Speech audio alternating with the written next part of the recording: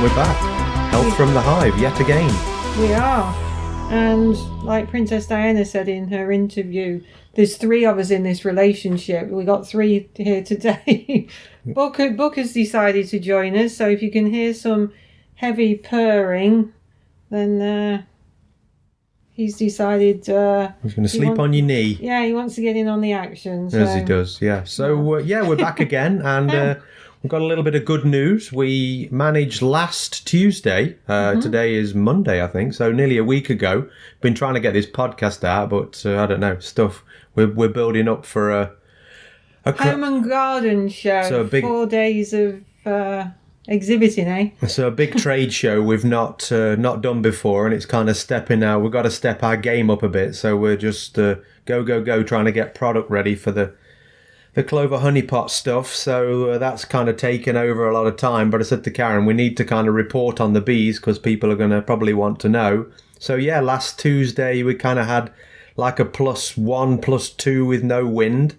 T-shirt weather then. And went in all 15 boxes, and we've got 15 boxes of bees, so Yay. That's good. Everybody's still with us, so we managed to throw a protein paddy in each one, which again is a mixture of kind of sugar and pollen and basically a food source for them initially, because I mean they've still got the sugar water and some honey in there from last year, but it just kind of props them up a little bit and gets stuff moving. So again, we're just waiting for some more plus days. I mean, we're still stuck in deep freeze at the minute. It was -20 again last night, and I think today's supposed to be like -10, but towards the end of the week again things are going to look up on the temperature front, and hopefully we'll have a look in, see if they're eating or have eaten what we've given them. If they have, then we've got more to put in to get them going. And then this time of year too, we often do a mite treatment, and basically this is kind of what the bulk of today's podcast is going to be about.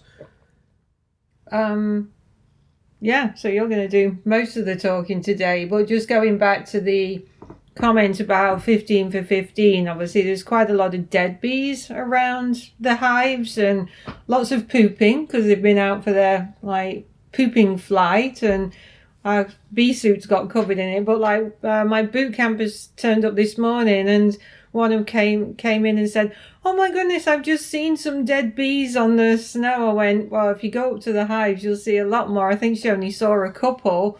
And she was upset about that, but I just said it's a natural progression when they come out thinking it's summer and the temperature's just too cold, eh? But I mean, would some of them be old bees? They'll all be the older bees. Yeah, the younger bees have got they won't come out the hive yet, so they've got jobs to do inside, like feed the queen and start to get things ready. So the older bees again will be coming out for the cleansing flight, to give it its proper name.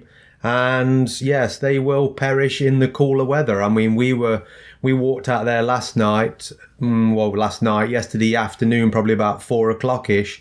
The wind had just dropped off, the sun was warm, and there was some bees flying out and then returning back in again. So if the weather conditions are favourable, then they can return. But a lot of the times, again, they're just old bees, and rather than plug the nest up, they will go and just demise in the snow. And like I say, if you think about how many bees there are in a box, if there's a couple of thousand bees on the snow from 15 hives, that's not a lot of bees per box. So it just looks a lot again, especially as they stand out on the snow. And then the other thing, we're just waiting for the willows to be the first source of food for the bees, eh? That pollen will come out, but again we need some plus temperatures and plus overnights and stuff, and then once they'll bud pretty quickly. Everybody's kind of waiting at the starting blocks at the minute just for this. Hopefully by the end of this week we'll get some better temps, but then again it's April, so we should start getting some.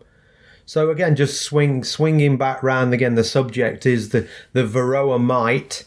The last year or so in craft fairs and things we've done, people are often, oh my God, how many hives have you lost? Have you lost hives? How many have you got? These mites, apparently they're killing hives off and blah, blah. And the thing last summertime or springtime, there was a big thing in the media about like the mites, and people think it's new. And the first thing we say is, well, no, in North America, Varroa mites have actually been here for about the last 25 years.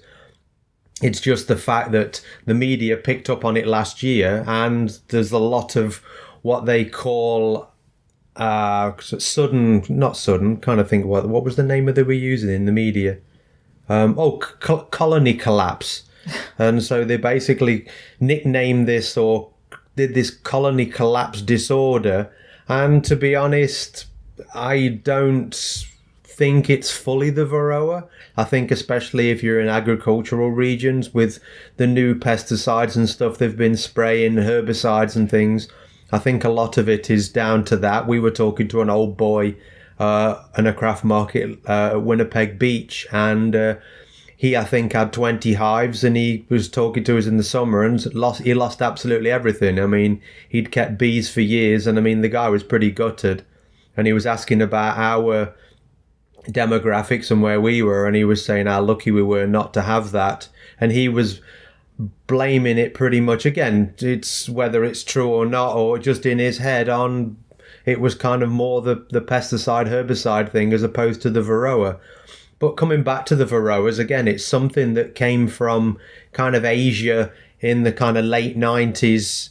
And yeah, they're infesting hives, and the industry has got several kind of tricks up its sleeve to kind of keep the numbers down.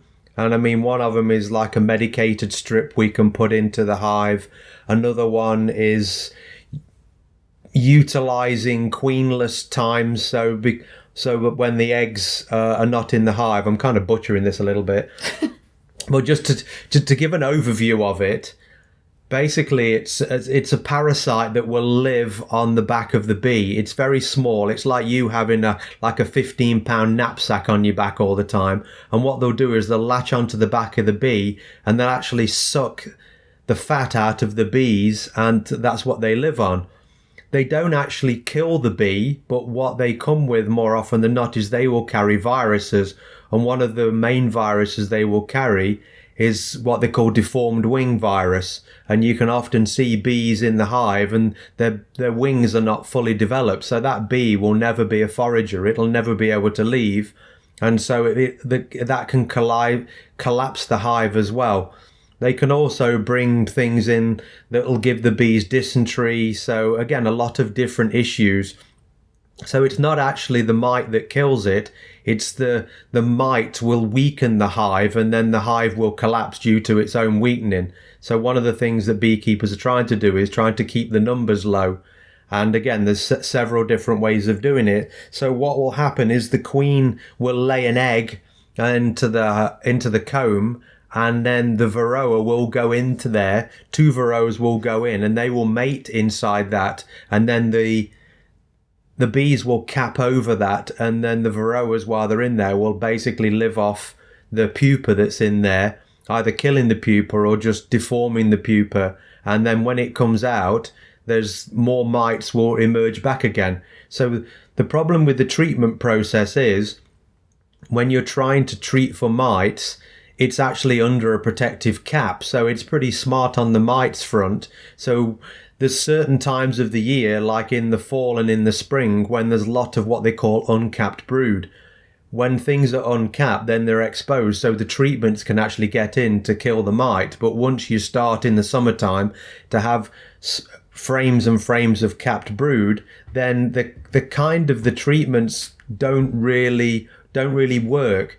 So if the hive goes queenless, then you're going to end up with a period of time when there's no brood, so there's nothing capped. So then you can kind of get in and then eradicate as much as you can to get rid of them. So there's a lot of nuances, and I mean, we're not going to sit and bore you to death all day with it.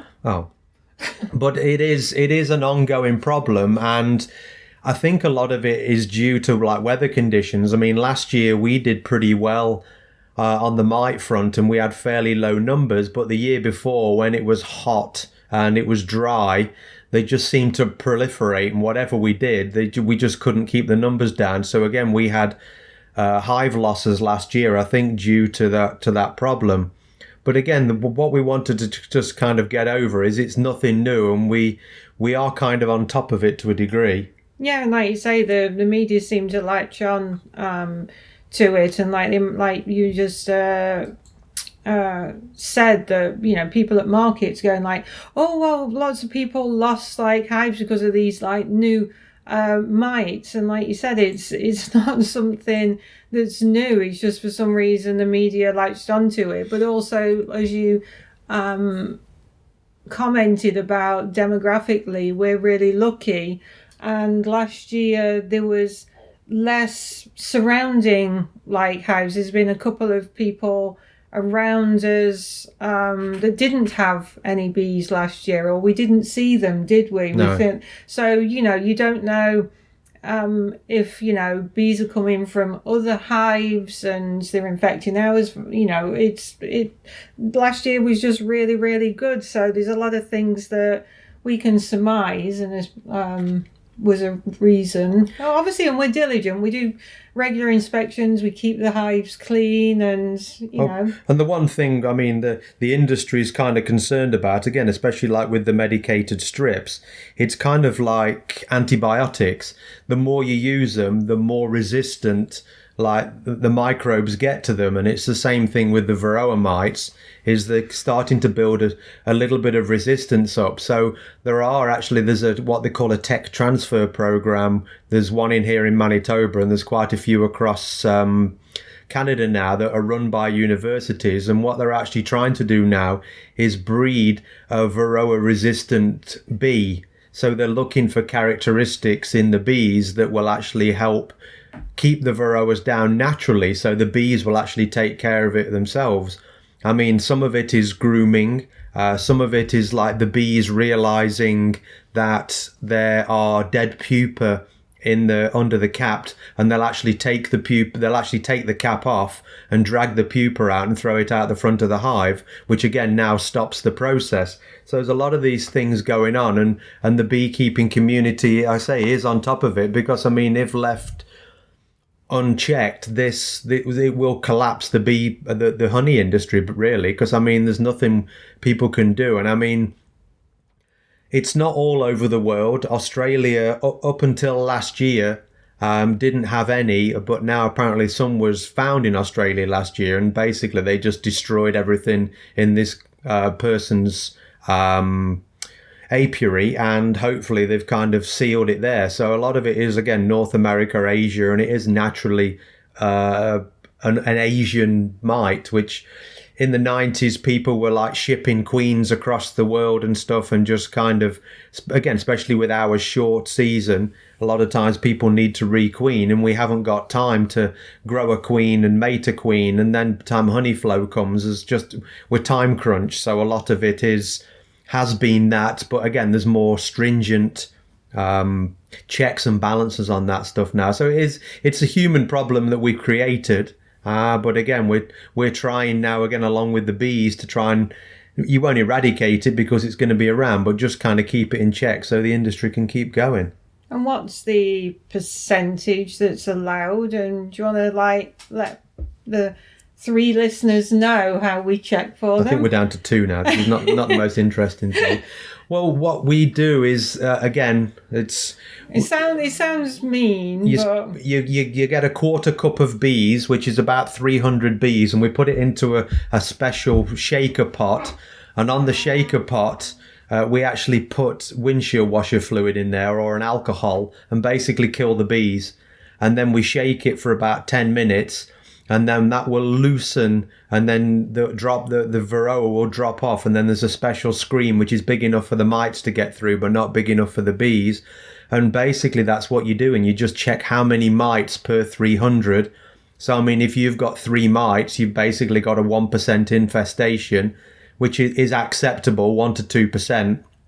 If you start going and you've got 12, 15 mites, then you're getting up to that kind of 5% plus, and that's when the alarm bell should start to ring. It doesn't sound a lot, but when you think of a hive with 20,000 bees in it, that's a lot of mites, and they can get in, and then again, they will just infest. So that's when we have to start doing the things to try and keep those numbers down. And I mean, we had, like I say, in the fall last year, we had good numbers. We were 1% and lower in most of the, and that's shown because we've still got 15 boxes alive. So, I mean, it's something again. Sometimes we checked and there was 0. Well, that again, that's we'd found 0 in that hive, but I mean, we use something called oxalic acid.